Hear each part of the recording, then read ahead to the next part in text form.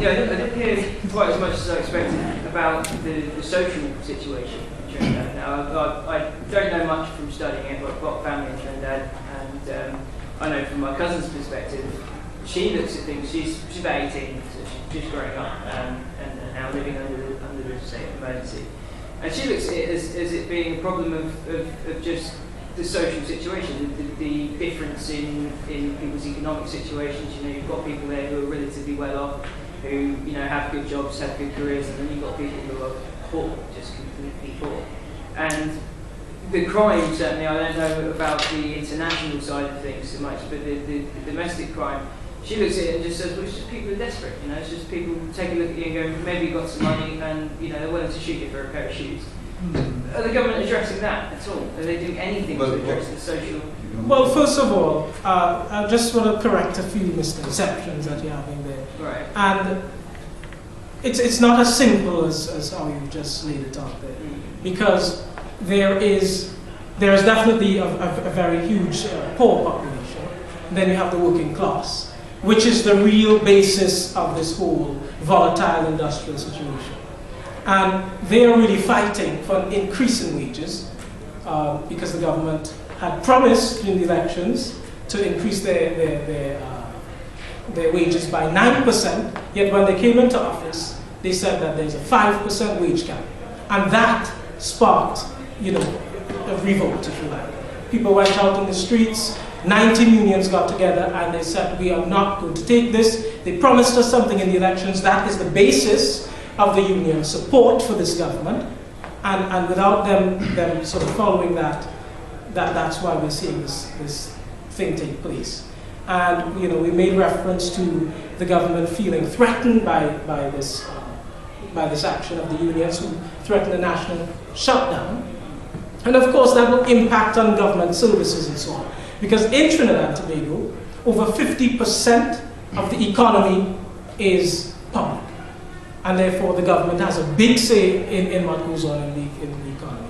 And the private sector takes up about 40% of the rest of it. Well, just to elaborate on that, I think the gentleman makes a very important point. Yes. Indeed, the government has sought to address these issues. The previous administration has implemented several programs, social programs, to enable persons to empower themselves. Programs such as the GATE program, which provided and enabled all citizens in Trinidad and Tobago to attain free tertiary education. And even for those persons who were not academically inclined, there are several, a myriad and plethora of programs that are free of charge, that train these people and enable them to tap into their other talents that are not necessarily academic. Yes. Another point that is also relevant is the fact that our crime in Trinidad and Tobago is directly linked to the flow of guns and drugs into the country. And in fact, following on from what you're saying about that, I don't know if any of you saw a Channel 4 documentary with Sadie Rhodes, Drugs, Guns and Violence in Trinidad and Tobago, I think it was called. He basically went to Trinidad and Tobago and spoke to government ministers and spoke to people on the ground, where he highlighted some of the issues. He went to people on the ground who said that it isn't a small man bringing in $2 million worth of cocaine and guns into the country because he can't afford it. But he is being used as a means to advance the interests of the elites we have in society. And we have many of them controlling government and special interest groups controlling different arms of society. So, I mean, that's an aspect of it.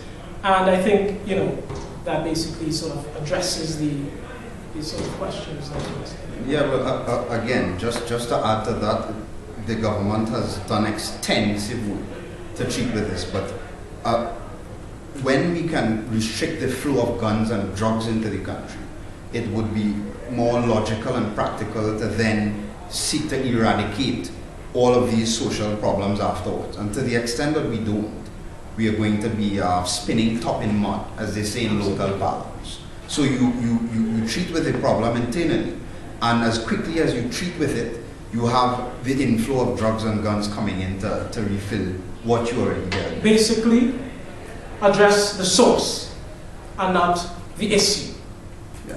we should also mention that the previous administration had entered into contractual relations with BAE Systems, which is a massive British company, to acquire offshore patrol vessels, supplemented by 360-degree radar, because we are so close to Venezuela, where these drugs emanate from.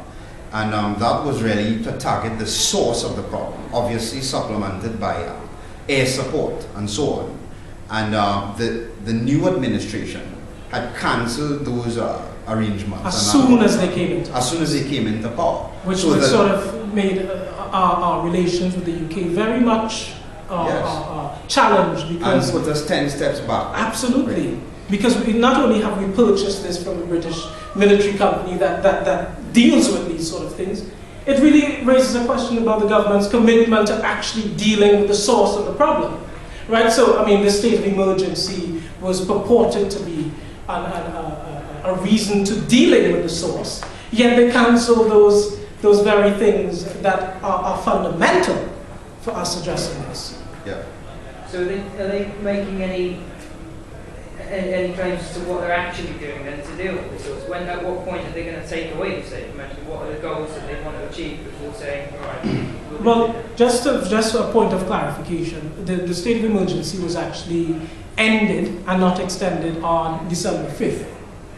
And the Prime Minister had said that it was a resounding success.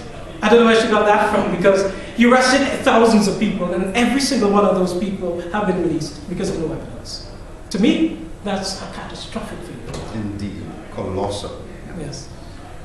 Any questions? You seem to have a question.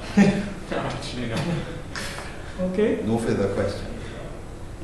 All right, thank you. Thank you very much. Thank you very much.